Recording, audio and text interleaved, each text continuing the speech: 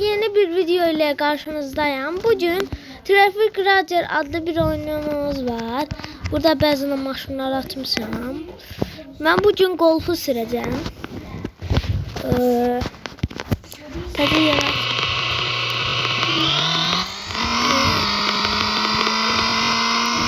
Bakın böyle bir oyundu. Çok kötü oldu. Alttan kanala abone olmayı, bir like atmayı unutmayın. Ve bildirimler açmayı unutmayın. Burada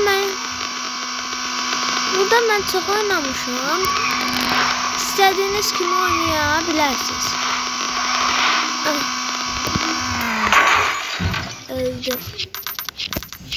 Bir 2-3 defa oynayacağım ve videomu sonlandıracağım. Bir 3 defa oynayacağım. Ben eğer açabilsem bir yerde 4 defa oynayacağım. Her bir yerde oynayacağım. Bir de çılgın oynayacağım. Eğer o bir yere açabilsem, bunda da öldüm. O bir yere bakın.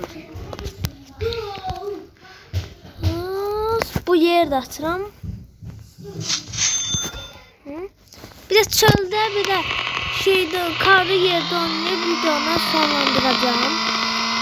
Bağışlayın, biraz arkadan ses gelir. Bağışlayın, üzülü hesap edin. Biraz çok kanalımız var diye, onun için çok ses